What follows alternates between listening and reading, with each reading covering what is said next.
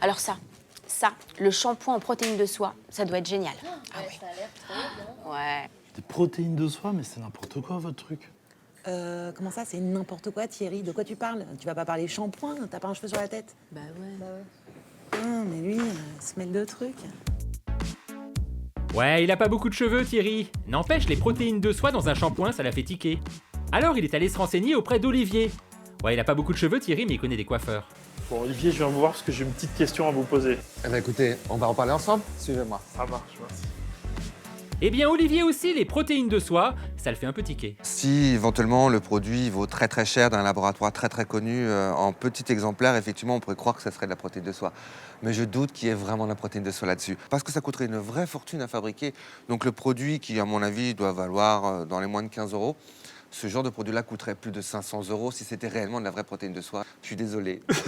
Bon, bah, c'est pas pour moi, c'est elles qui vont être déçues. Bah oui, elles vont être déçues. Bah oui, je veux bien croire. Il vaut mieux utiliser des produits, je dirais, un peu plus bio. Peut-être que vous aurez plus de traces, parce que c'est évident, de protéines. Mais bon, peut-être pas de protéines de soie, parce que honnêtement, la protéine de soie pour le cheveu, ça n'a pas grand intérêt. Bref, d'après Olivier, la mauvaise nouvelle, c'est qu'il y a très peu de chances que ce shampoing contienne de la protéine de soie. Mais la bonne nouvelle, c'est que de toute façon, ça n'aurait aucun intérêt pour le cheveu, donc c'est pas grave. Mais bon, protéines de soie, bah ça donne envie, c'est comme ça. Et dans les cosmétiques, des petits plus qui donnent envie, bah y en a plein.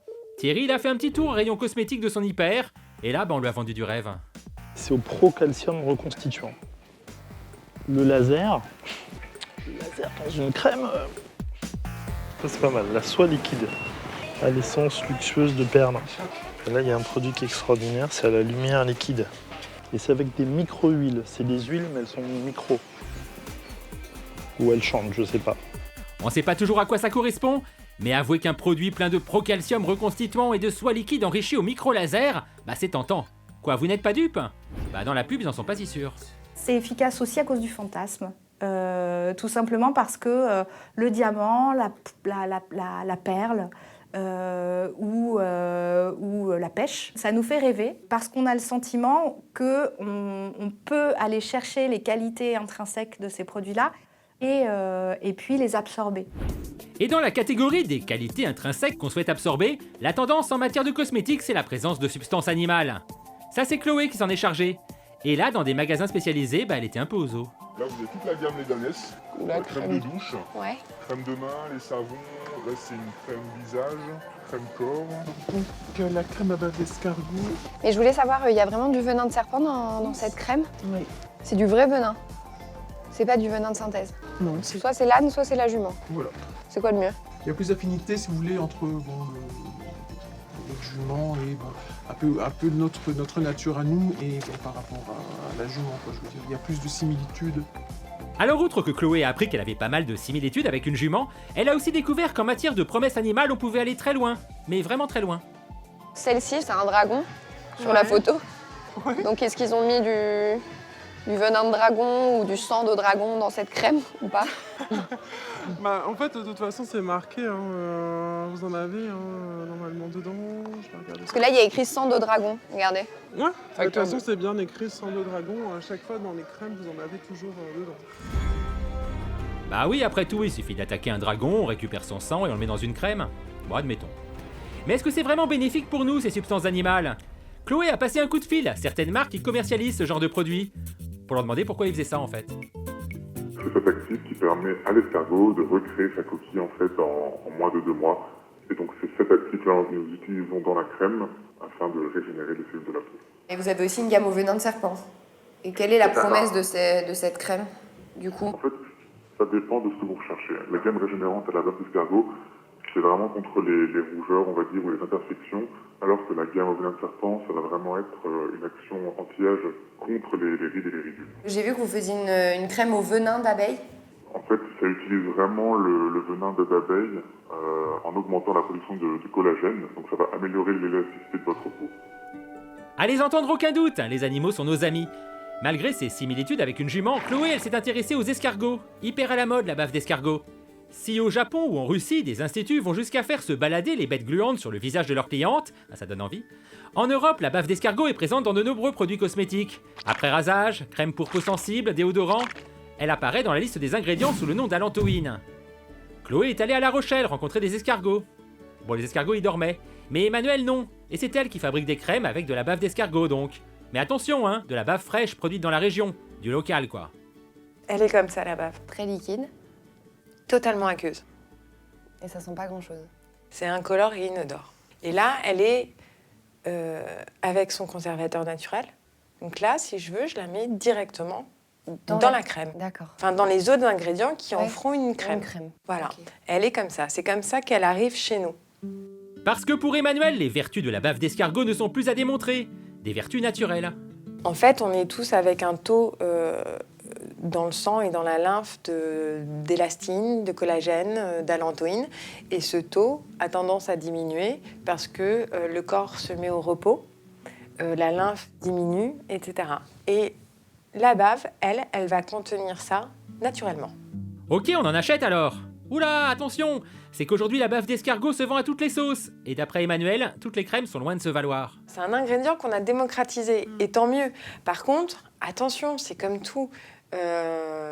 Attention à quelle marque vous achetez, attention à la liste INCI qu'il y a derrière. 90% d'entre elles font de la bave lyophilisée, donc en poudre. Donc tu as perdu toutes les protéines. Si ici on fabrique des crèmes avec de la vraie bave fraîche, ce n'est pas tout le temps le cas. Son petit shopping de produits à base de substances animales, Chloé l'a apporté à Julien, un défenseur de la slow cosmétique.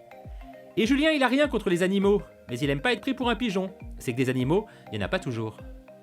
Par exemple, dans ce produit-ci, vous voyez, c'est un masque au venin de serpent. Mais si on regarde la formule, on ne va pas trouver le nom latin du venin de serpent. Ouais. On ne va juste rien trouver du tout. Vous voyez, c'est de l'eau, de l'argile, kaolin, et puis quelques alcools gras et de la paraffine, donc un dérivé de pétrole. Et là, vous voyez, il n'y a aucune substance animale, il y a un peu d'huile essentielle d'orange. Donc en gros, ça c'est du pétrole parfumé à l'orange. Et quand il y en a de la substance animale, il n'y en a pas forcément beaucoup. Avant de l'acheter, lire la liste des ingrédients qui est présente sur le produit. D'accord. Identifier la place qu'a cet ingrédient, donc ici la bave d'escargot, et si possible, essayer de la trouver dans les 6 premiers ingrédients. Parce que les 6 premiers ingrédients d'une formule, c'est plus de 70% de la formule. Ici, vous voyez, on met des œufs d'esturgeon ou du caviar en avant. Du coup, waouh, ça paraît riche, ça paraît précieux et rare. Et puis, si on trouve la liste des ingrédients qui est écrite en tout petit, bah oui, on va retrouver l'ingrédient, mais je compte, donc après de l'eau, un petit peu de gel d'aloe vera, plein de silicone. Donc les silicones, c'est du plastique, hein, ça n'apporte rien à la peau. Un peu de cire d'abeille, des dérivés d'huile de palme, encore des silicones, de l'huile de tournesol, et puis hop, ça y est, mon extrait de caviar. Ah oui. Et là, alors, il est après les 6 premiers ingrédients. Et quand il y en a même beaucoup de la substance animale, c'est pas forcément utile. Je vais prendre l'exemple avec l'huile de vison. On raconte sur l'huile de vison qu'elle a des propriétés exceptionnelles pour les ongles, pour le visage, pour la peau. C'est vrai. Mais on oublie de vous dire que c'est juste pareil avec l'huile de macadamia, avec l'huile d'avocat et dans une certaine mesure avec l'huile d'olive. Comme il était chaud, Julien, Chloé lui a soumis une interrogation qui l'a titillé depuis son shopping. Bah oui, souvenez-vous, le sang de dragon, ça existe pour de vrai? Alors il n'y en a pas, je vous rassure, ça n'existe pas. Le truc ici, c'est qu'il joue sur les mots. Il y a un arbre qui est utilisé dans cette formule sous forme d'extrait, qu'on appelle l'arbre au dragon, en tout cas, c'est le croton lechleri. Et en effet, vous allez retrouver cet extrait végétal dans la formule, mais malheureusement, c'est une formule tout à fait synthétique. Bon, c'est vrai que sang de dragon, ça le fait un peu plus niveau marketing que sève de croton leche truc. Mais quand même, c'est un peu abusé, non? C'est que dans la jungle des produits cosmétiques, il faut bien se démarquer pour se faire remarquer et acheter, parce que c'est le but quand même. Quitte à mettre n'importe quoi sur l'emballage, Myriam, elle est pas loin de le penser, et elle s'y connaît, elle est cosmétologue. Vous avez la plaquette d'un masque pour cheveux. Le cheveu, vous savez que c'est principalement de la kératine. J'en ai plus beaucoup, mais ouais. Et donc, en fait, il est présenté comme contenant de la kératine végétale. Ce qui est logique pour aller sur du cheveu. Oui, sauf que la kératine végétale n'existe pas. Ah. Donc, en fait, la kératine est un assemblage d'acides aminés. Oui. Ils ont pris les acides aminés qui étaient présents dans la kératine et ils l'ont appelé kératine végétale. Alors, peut-être que ça a un intérêt, mais en tout cas, ce n'est pas de la kératine végétale. Et le cranberry, hyper à la mode le cranberry, tellement qu'on en met partout. C'est ça le problème. C'est utilisé pour les infections urinaires. D'accord. Donc c'est connu pour les infections urinaires et ils ont extrapolé et dit si ça marche pour les infections urinaires, ça doit marcher pour la peau, pour toutes les bactéries pathogènes. D'accord. Mais je n'ai pas vu de démonstration d'études disant que ça agissait sur la flore pathogène. Tout ça, en fait, c'est un problème d'espace-temps. Et le temps du marketing, où il faut sans cesse innover, il va beaucoup plus vite que celui de la science. Est-ce qu'il y a des nouveautés? Alors, il y a des nouveautés, mais sans être pessimiste, il y en a une tous les 10 ans qui est vraiment une molécule extraordinaire qu'on va après décliner dans toutes les marques. Mais pour trouver une nouvelle molécule, c'est quand même très très compliqué. C'est un secteur, la cosmétique, qui est très concurrentiel. Les marques doivent toujours innover pour se distinguer, pour se rendre intéressantes, pour parler aux consommateurs. Et malheureusement, une certaine partie du marché fait appel à ça, donc au côté magique, tribal ou scientifique. Parfois, on vous prouve par A plus B que c'est top. Alors qu'en fait, on oublie de vous dire que c'est top, mais c'est juste pareil que si vous aviez utilisé un peu d'huile d'olive ou d'huile de macadamia. Oui. Bref, en matière cosmétique, le produit miracle n'est pas si facile à trouver. Si vous recherchez une substance particulière, vérifiez qu'elle est bien dans les 6 premiers ingrédients de la liste. Et apprenez le latin parce que c'est rarement écrit en français. Et sinon, n'attendez peut-être pas trop de vos produits cosmétiques en fait. Les cosmétiques restent des cosmétiques. S'ils vous nettoient bien, s'ils vous hydratent bien et qu'ils vous protègent bien, c'est déjà pas mal. Et s'ils font tout ça en étant bio, ou slow, ou naturel, ou réellement nobles dans leur qualité, eh bien ne cherchez plus. Vous ne trouverez pas mieux de toute façon.